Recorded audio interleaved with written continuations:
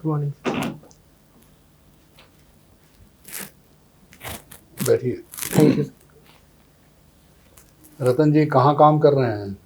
Sir. अभी तो काम नहीं कर रहे हैं, मतलब स्टेडियम में थे एज ए कंसल्टेंट, उसके बाद फिर जॉब छोड़ के क्या प्रिपरेशन ही क्या कर रहे हैं। आप एडवाइस करते थे उनको? सर वहाँ सप्लाई चेन में थे। क्या supply chain? Sir supply chain जैसे कि प्रोडक्शन के दौरान मतलब किसी भी मतलब वेयर हाउस में जो बेसिकली स्टोरेज का कोई भी सामान का क्या केस है, मतलब उसे स्टोर करना, फिर उसे डिस्ट्रीब्यूट करना, उसकी डिमांड के अकॉर्डिंग करना। फिर तो जैसे किस तरह का सामान स्टोरेज करते थे? सर वहाँ पे मतलब क्लाइंट के हिसाब से था, जैसे कभी स्पेयर पार्ट्स का था, तो कभी आपका इलेक्ट्रॉनिक्स आइटम का था, तो वो उसी हिसाब से इन्वेंट्री बनाना और उसी हिसाब से क्लाइंट को डील करना है कि मतलब कैसे है कि कितना वो प्रोडक्ट कितना है और कितना उसका इन्वेंट्री को रखना है, कहाँ स्टोर करना है, कैसे स्टोर करना है। इन्वेंट्री किसको कहते हैं? सर जो हमारे पास स्टॉक होता है किसी भी प्रोडक्शन प्रोसेस के दौरान, जो तो उसमें हमारे क्या क्या सूचनाएं मिल सकती हैं? सर प्रोडक्शन से रिलेटेड सारे इन्फॉर्मेशन, जैसे कौन जैसे कौन से पार्ट्स हैं, इनपुट्स के जो जो पार्ट्स हैं। अगर हम स्पेयर इंडस्ट्री का एग्जांपल लें तो उसमें ऑटोमोबाइल में अगर ऑटो स्पेयर कहीं अगर हम लोग ले रहे हैं तो उसमें बहुत सारे पार्ट्स हैं, गियर हैं, बोल्ट हैं, ये सब बहुत सारी चीज़ें हैं कि उनका नहीं, तो इन्वेंटरी उसमें ऐसे बनाना। लिखेंगे गियर ये दो सर दो वो संख्या ये नम सर वैसे ही उसे कोडिंग करते थे। हाँ मतलब वो EWM एक सॉफ्टवेयर आता है, एक्सटेंसिव वेयर हाउस मैनेजमेंट। हाँ, तो वो डिटेल में बताइए ना मुझे, अच्छा क्या सॉरी कैसे सर, होता है? एक्सटेंसिव वेयर हाउस मैनेजमेंट एक सॉफ्टवेयर है, उसके थ्रू हम लोग पूरे जो भी क्या क्या सूचनाएं उसमें वो उपलब्ध कराई सर एक जाती RF स्क्रीन होता है, वो उसे हमें डिजाइन करना है। उसके बाद उसमें जो जो पार्ट्स हुए वो किस टाइप का पार्ट्स है, वो मतलब उसकी अगर शेल्फ लाइफ कम है तो उसे लीफो करेंगे, यानी लास्ट इनपुट फर्स्ट आउटपुट, या फीलो करेंगे या फीफो करेंगे, मतलब तुरंत उसे भेजना होगा। अगर वो उसके साथ वेयर एंड टेयर का प्रॉब्लम भी हो सकता है, और वो साइज में छोटा है तो उसे ऐसे शेल्फ में रखेंगे, साइज में बड़ा है तो उसे फिर हम लोग पैलेट वगैरह में रखेंगे उस ढंग से। तो ये भी लिखेंगे उसमें कि मतलब ये जो आया हमारे पास, सपोज करिए गियर बॉक्स आया हुआ है, ये सर तो अब सीरियल नंबर वगैरह कुछ उसका होता ये सर होगा? उसका बार कोडिंग वगैरह वो सब हाँ, RF वो स्क्रीन में वो एंट्री सब करना कुछ, पड़ता होगा ये उसमें। सर वो पूरा एंटर रहता है। हाँ, तो वो आपने नहीं बताया मुझे, है ना? किस कंपनी का है, प्रोडक्शन कब हुआ था, मैन्युफैक्चरर कब हुआ था, है ना? अगर कोई उसकी क्या कहते हैं एक्सपायरी डेट है कि नहीं है, मान लो कोई ऐसी चीज़ हो सकती है ना? उसकी एक्सपायरी डेट के बारे में भी लिखेंगे। एक नदी जो होती है उसमें जहाँ से वो निकलती है, जहाँ वो दूसरी नदी में या समुद्र में मिलती है, क्या अंतर होता है? फिर सोर्स में अगर हम देखें तो उस समय इरोजन पावर ज़्यादा होता है क्योंकि स्पीड ज़्यादा होती है। और जब उस टाइम और जब सी में जब मिलती है तो उसकी इरोजन पावर, क्योंकि वो ओल्ड स्टेज में चली जाती है, कैपेसिटी भी कम हो जाती है, और वो डेल्टा या फिर estuary depending upon the topography वो बनाती है। और उसमें वेजिटेशन में क्या चेंज आता है? सर वेजिटेशन में अगर देखें तो जो भी सोर्स में हम लोग देखें तो प्राइमरीली अगर इंडिया का एग्जांपल है तो यहाँ पे हमें हिमालयन वेजिटेशन मिलता है। और जब हम अगर गंगा रिवर ये सब की बात करें तो हिमालयन रीजन में जो टेम्परेट वेजिटेशन मिलता है, फिर जैसे जैसे वो नीचे आती है और जब समुद्र के पास हमें मैंग्रोव्स ये सब मिलता है अच्छा, वेजिटेशन। हर नदी के वाटर क्वालिटी में डिफरेंस हो सकता है? ये सर कि किस कारण से डिफरेंस होगा? सर वो जो पाथ ट्रैवल कर रही है, जिस सॉइल के थ्रू वो ट्रैवल कर रही है, जो वेजिटेशन के थ्रू ट्रैवल कर रही है, इन सारी प्लस अगर ह्यूमन फैक्टर्स भी है कि वहाँ अर्बनाइजेशन कैसा हो रहा है, इंडस्ट्रियलाइजेशन कैसा हो रहा है, इन सारी चीज़ें का वहाँ पे फर्क पड़ेगा। तो रिवर इंटरलिंकिंग क्या है? सर जो हम मतलब ऐसे अगर देखा, हम लोग चाह रहे हैं कि जो हमारे जो नॉर्दर्न रिवर्स हैं वो हमेशा वाटर सरप्लस हैं, पेनिनसुलर जो है वो वाटर डेफिसिट है, तो बड़े स्केल पे हम लोग चाह रहे हैं कि रिवर सरप्लस को डेफिसिट से जोड़ा जाए। लेकिन अभी जो प्रोग्रेस मिले वो छोटे छोटे स्केल पे मिले, जैसे तेलंगाना में है, तेलंगाना में वहाँ अच्छा, पे मुझे ये हम। बताइए कि रिवर इंटरलिंकिंग जब कर रहे हैं तो मूल उद्देश्य ये है कि सबको पानी मिले, जी सर। इसके साथ क्या हमारा लॉस हो रहा है?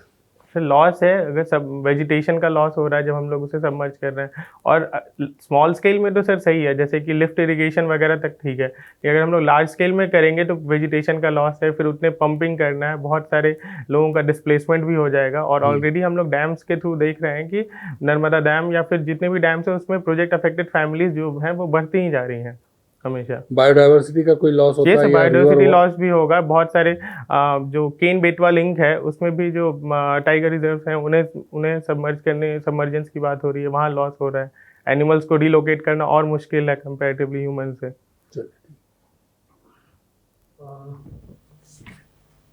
रतन परवेज मायोपिक हैं? ये सर अच्छा, फिर तो आप सिविल सर्विसेज में क्यों आ रहे हैं? सर बट उतना पावर नहीं है, -2 ही है। अच्छा, मतलब चश्मा का तो पूछा नहीं मैं तो आपके विषय में पूछ रहा हूँ, क्या मायोपिक है, तो आपने बताया कि ओह हाँ। Sorry sir, I thought in terms of spectacles, अच्छा अच्छा। Not myopic in terms of view.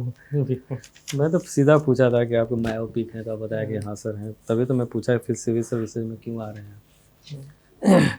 क्या है विज़न आपके ग्लास का? चलिए। सर -2.5। -2.5। ओके, क्या होता है मायोपिक का मतलब क्या हुआ?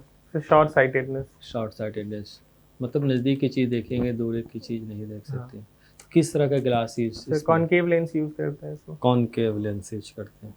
ओके।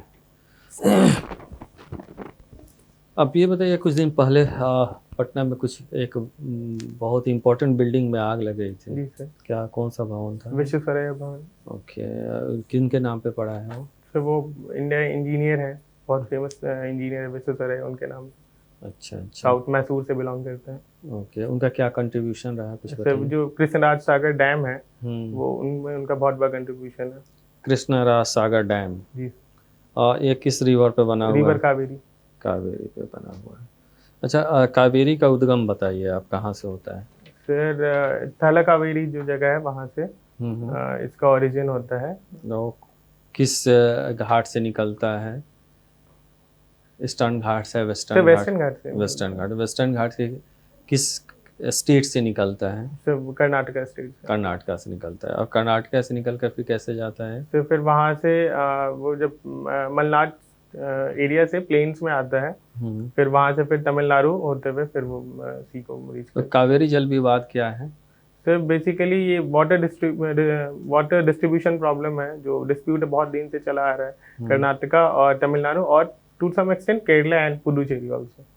अच्छा अच्छा। अभी कोई ट्रिब्यूनल भी उसके लिए ये एस्टेब्लिश सर है? अभी कावेरी वाटर ट्रिब्यूनल एक है, उनका जजमेंट आया है, बट वो फिर से सब जुडिस ही पेंडिंग ही है। किस तरह के ट्रिब्यूनल को क्या शक्ति होती है उसको? सर वो क्वाजी जुडिशियल बॉडी होती है जो as per constitutional provision setup किया जाता है। और जो इंटर स्टेट वाटर ट्रिब्यूनल जो है वो उसमें है ये है कि वो उसकी अपील जो है वो हायर कोर्ट में, सुप्रीम कोर्ट वगैरह में जा सकते हैं, तो स्टे लगा है। तो सिविल इंजीनियरिंग का आपने तो पढ़ाई किया, फिर ज्योग्राफी क्यों ले लिया? सर जो सिलेबस है हमारा पढ़ाई का, उसमें ज्योग्राफी से मैक्सिमम ओवरलैप भी है और सही अरे इंटरेस्ट भी ओवरलैप है। को क्यों ले, जब मेन हमें आता है तो फिर ओवरलैप क्यों करवाएं? सर जिस डायरेक्शन में, क्योंकि जनरल स्टडीज के पेपर बहुत वास्ट होते हैं, तो उसमें ज्योग्राफी काफ़ी हद तक हेल्प करता है। उसमें हेल्प करता है। अच्छा, आइए बताइए, आप अगर जाते हैं प्रशासन में आते हैं आपको, तो इन दोनों सब्जेक्ट में सबसे ज़्यादा किसका यूज़ होगा आपको? सर सिविल इंजीनियरिंग और ज्योग्राफी तो कई जगह साथ साथ ही चलते हैं अगर देखें हम। तो क्या यूज़ करें, कुछ आप बताइए, सिविल इंजीनियरिंग का कहाँ कहाँ यूज होगा प्रशासन सर में? अर्थक्वेक वगैरह में है, लैंडस्लाइड्स, अर्थक्वेक, डैम, ये सब चीज़ों में, रोड कंस्ट्रक्शन, ये सब सारी तो ये चीज़ें। सब काम थोड़ी करना है आपको वहाँ पे। सर मतलब इनसे अगर रिलेटेड अगर सुपरविजन भी करना है तो सर उसकी एक अंडरलाइन नॉलेज अगर हो तो वो ज़्यादा बेटर होती है। अच्छा अच्छा। ओके।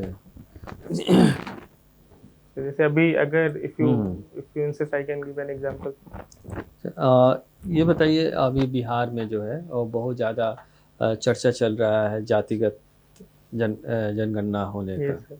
कास्ट बेस्ड सेंसस का। जी तो आपको क्या लगता है, होना चाहिए? सर एक्चुअली ये हो तो चुका है सोशियो इकोनॉमिक कास्ट सेंसस, और उसे हम लोग यूज़ भी कर रहे हैं। कब हुआ था ये पिछला? सर 2015 में हुआ था, जब उसे रूरल अर्बन और इस हिसाब से कैटेगराइज किए थे, और जो डिफरेंट स्कीम्स हम लोग यूज़ भी कर रहे हैं जैसे उज्ज्वला योजना में, बट ये अभी तक इन लाइट में नहीं आया है, मतलब पब्लिक डोमेन में इसके डेटा नहीं रिलीज किया तो गया। उज्ज्वला स्कीम में क्या हम कास्ट आधार पर देते हैं ये क्या? सर सोशियो इकोनॉमिक बेसिस पे। नहीं नहीं, मैं तो कास्ट सेंसस की बात कर ये रहा sir socio economic caste census में तो डेटा तो उसी का यूज़ कर रहे हैं, SECC का। एसएससी। तो मतलब ऐसा है क्या कि उसमें कि मतलब दीज आर द कास्ट जिसको उज्ज्वला योजना का फायदा दिया जाएगा? Sir sorry sir, I don't know that much detail, but वही था कि बेसिस उसे यूज़ कर रहे हैं अब गवर्नमेंट के स्कीम्स में, सौभाग्य योजना, इन सब चीज़ों में SECC को ही यूज़ किया जा रहा है। अच्छा अच्छा। और तो बिहार के पॉलिटिक्स में इसलिए और इम्पोर्टेंट है क्योंकि कास्ट पॉलिटिक्स यहाँ हमेशा हावी रहा है, इसलिए। लेकिन मुझे तो नहीं लगता कि कोई ऐसा स्कीम्स है जिसमें कि हम लोग कास्ट के बेसिस पे हम लोग देते हैं। May be I am wrong. Okay. Socio economic indicators देते हैं, बट सोशियो इकोनॉमिक इंडिकेटर और कास्ट में तो अंतर है। है ना? ओके। अच्छा, आप हॉबी क्या रखें हैं आप? सब incline to social work. Incline to social work, मतलब सोशल वर्क करते हैं या केवल इंक्लिनेशन है सर आपके? मतलब जब भी जैसे वीकेंड्स पे जब भी टाइम मिल जाता है तो हमारे घर के बगल में एक एनजीओ है अंडर प्रिविलेज लोगों के लिए, वहाँ पे हम टाइम दे देते हैं। अंडर प्रिविलेज कौन है? सर जो समाज के जो निचले तबके के लोग हैं वहाँ, हम्म। तो वो सब।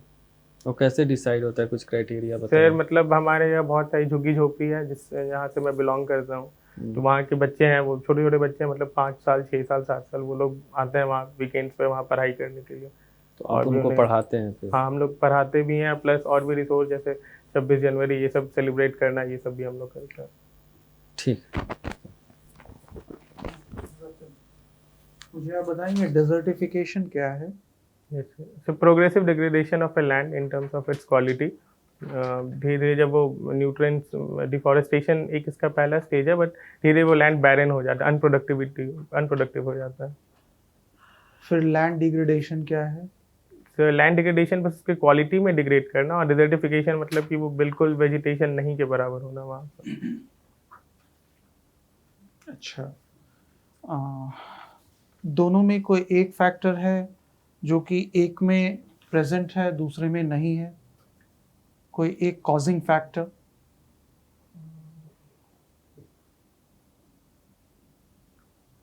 मान लो कोई एक कॉजिंग फैक्टर है जो Yes. कि डिजर्टिफिकेशन में है, बट लैंड डिग्रेडेशन में वो फैक्टर नहीं तो है। लैंड डिग्रेडेशन नेचुरल भी हो सकता है, जैसे कि हम लोग चंबल लैंडस्केप वगैरह में देखते हैं। ओके, और डिजर्टिफिकेशन तो इसमें ह्यूमन का भी इन्वॉल्वमेंट हो जाता है, जैसे जो पंजाब वगैरह में एक्सेसिव कल्टीवेशन के चलते हो रहा है।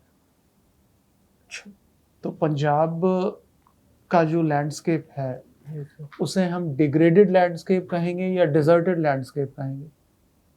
सर उसे हम अभी तो डिग्रेडेड ही कहेंगे, क्योंकि वो सॉरी सर, उसे हम अभी डेजर्टेड कहेंगे, क्योंकि धीरे धीरे उसकी क्वालिटी जो है वो मतलब बैरन होते जा रहा है वहाँ पे कहीं कहीं। ठीक है, फिर एरिड रीजन्स क्या हैं? सर जहाँ पे मतलब जो रेनफॉल लेस देन 50 सेंटीमीटर है जहाँ पे। अच्छा, चलिए ठीक है। कौन सी कॉन्वेंशन है जो कि डिग्रेडेड लैंड्स को डील करती है? So United nation convention on combating desertification. कब आया? सर 1992। 1992। यस। कितने पार्टीज हैं इसके? करेंटली सॉरी सर, मतलब इसका लास्ट कॉप कहाँ हुआ था? सर लास्ट गांधीनगर गुजरात में, लास्ट आई थिंक एक इंडिया ने होस्ट किया, but exactly last I am forgetting. 2019 में हुआ था। गांधीनगर गुजरात में हुआ था। गांधीनगर में हुआ था। गांधीनगर या दिल्ली, मतलब आई थिंक इन दोनों में से कोई एक था। ओके, ठीक। पर्माफ्रॉस्ट क्या है? सर जो लैंड जो परमानेंटली फ्रोजन है, जो हायर ऑल्टीट्यूड्स या हायर लैटिट्यूड्स में जो land permanently under snow cover है, that is known as permafrost. Yes. क्या क्या कॉम्पोजिशंस होते हैं एक पर्माफ्रॉस्ट में? सर अगर देखिए टॉप लेयर तो स्नो का ही रहता है मेनली, और फिर उसके नीचे मतलब स्नो के विथ वो डिपेंड करेगा कि वो किस क्लाइमेट में है। और फिर उसके बाद सर हो सकता है अंडरलाइंग में मतलब वाटर भी हो या लैंड भी हो, दोनों हो सकता है डिपेंडिंग। है ना, मैंने कहीं पढ़ा था कि there is continuous thawing of permafrost. ये सर ग्लोबल वार्मिंग से ये तो हो रहा है, थॉइंग हो रहा है, और वहाँ से ग्रीन हाउस गैसेस भी रिलीज हो रही हैं, तो ये भी है। और मेनली आर्कटिक वगैरह में इसी वजह से मतलब एक नेगेटिव इम्पैक्ट ऑब्वियसली है, बट एक पॉजिटिव ये है कि वहाँ पे सी पोर्ट्स वगैरह भी हैं जो शायद रशिया वगैरह को एक्सेस मिल जाए, और इसलिए आर्कटिक काउंसिल ये सब के लिए भी लोग, क्योंकि परमाफ्रॉस्ट के थॉइंग की वजह से वो फिर से नया फोकस हो गया वहाँ पे। ओके, नया फोकस हो रहा है पर्माफ्रॉस्ट के डाउइंग की वजह से। यस। ये आप बोलना चाह रहे हो? चलो ठीक है। पीएससीज क्या है? IC clouds. पीएससीज और पोलर स्ट्रेटोस्फेरिक क्लाउड्स। क्लाउड्स, हाँ, क्या होते हैं ये? सर पोलर रीजन्स में, क्योंकि वहाँ पे जो टेम्परेचर जो होता है बहुत कम होता है, और हमेशा मतलब वहाँ पे वेदर या क्लाइमेट का एक परमानेंट नेचर का हमें मिलता है, और इसलिए वहाँ पे जो पोलर रीजन है, जो स्ट्रेटोस्फेरिक, वहाँ पे वो क्लाउड्स वहाँ पे वो फॉर्म होता है। क्या इम्पोर्टेंस है पीएससीज का? सर पीएससी का इम्पोर्टेंस वहाँ के लोकल वेदर में भी है, और आजकल कभी कभी क्योंकि वो अगर वो जेट स्ट्रीम वगैरह से अगर मतलब पोलर जेट स्ट्रीम वगैरह के साथ अगर वो कंबाइन कर जाए, तो वो वहाँ पे एक्सट्रीम एरिडिटी, और वो जो आजकल कभी कभी वो ट्रॉपिक्स तक भी वो एक्सटेंड कर रहा है पीएससी। जैसे कि हेलोविन स्टॉर्म वगैरह, ये सब भी हम लोग देख रहे हैं जो यूएस में अब कॉमन हो गया है इस वजह से। और कुछ पीएससी सॉरी जिस चीज से रिलेटेड है? सर याद मतलब I am unable to recall. ठीक है।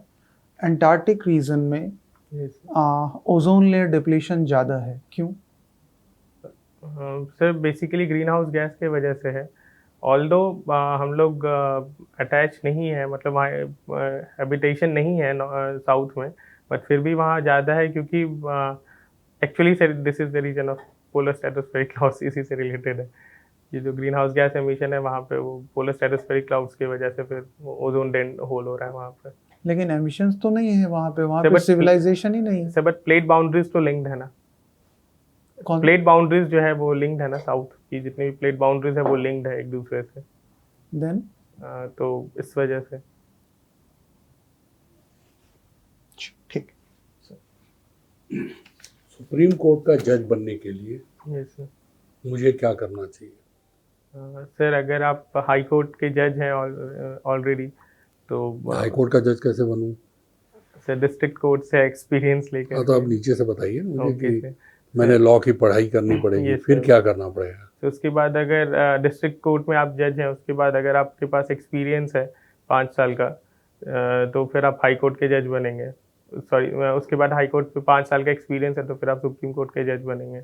उसके अलावा अगर आप एमिनेंट जूरिस्ट है प्रेसिडेंट के नज़र में, तो बन सकता हूँ। यस और ऐसे ये मतलब लॉ पढ़ाना आवश्यक है?